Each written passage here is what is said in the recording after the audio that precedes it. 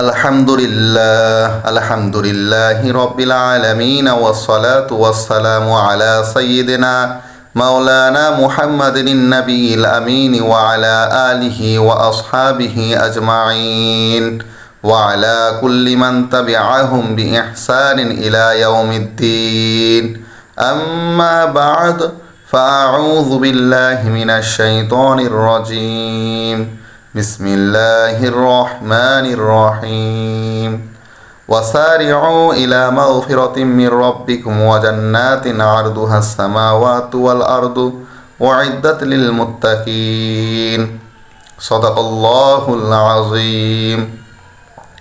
সম্মানিত সুধী, আমি আপনাদের সম্মুখে পবিত্র কোরআন মাজিদ হতে একটি আয়াত পাঠ করেছি।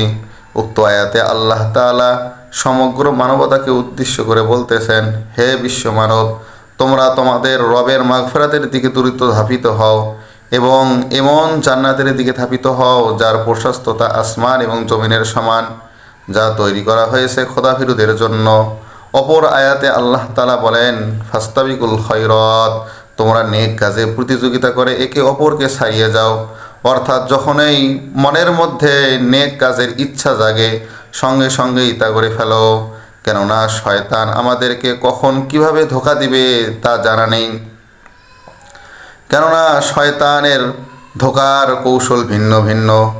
মুমিনকে একভাবে ধোঁকা দেয়, কাফেরকে আরেকভাবে ধোঁকা দেয়। মুমিনকে কখনো এই বলে ধোঁকা দিবে না যে এই নেক কাজটি মন্দ কাজ, কেননা সে ভালোভাবেই জানে মুমিন কখনো নেক কাজকে মন্দ মনে করতে পারে না।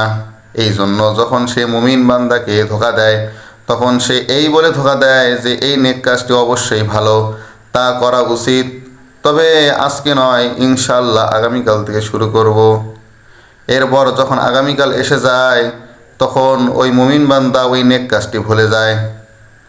আর যদি মনেও থাকে তখন শয়তান তাকে আবার ধোঁকা দিয়ে বসে যে আজকে নয়, ইনশাআল্লাহ আগামীকাল থেকে শুরু করব। এইভাবে বিলম্ব করতে করতে আর কখনো নেক কাজ করার সুযোগ হয় না। শয়তান তাকে ধোঁকা দিয়ে বসে। অথবা কোনো বুজুর্গের আমলের বয়ান শুনে তার অন্তরের মধ্যে দাগ কেটেছে, সে মনে মনে ভেবেছে যে অবশ্যই আমল করা উচিত, নেক কাজ করা উচিত, গুনার কাজ পরিহার করা উচিত, তবে ইনশাআল্লাহ অতি সত্ত্বে আমল করা শুরু করব।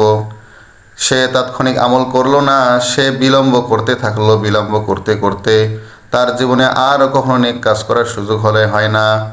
সম্মানিত সুধী, নেক কাজের আকাঙ্ক্ষা এটা আল্লাহ তাআলার পক্ষ থেকে আগত মেহমান। এই মেহমানের সম্মান মর্যাদা করা উচিত।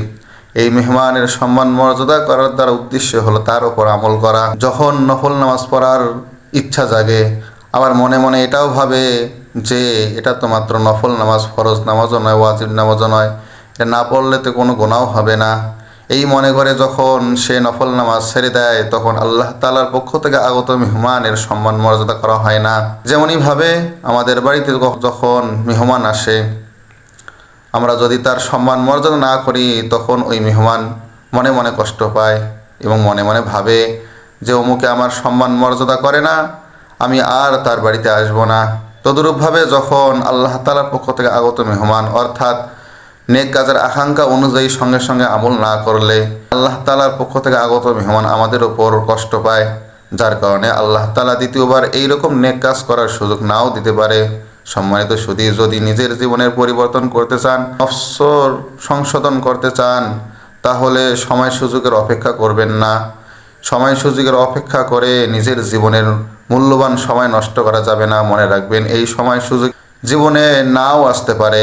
এই জন্যই আল্লাহ তাআলা বলেন, ফাস্তাবিকুল খৈরত, তোমরা নেক কাজে প্রতিযোগিতা করে একে অন্যকে ছাড়িয়ে যাও।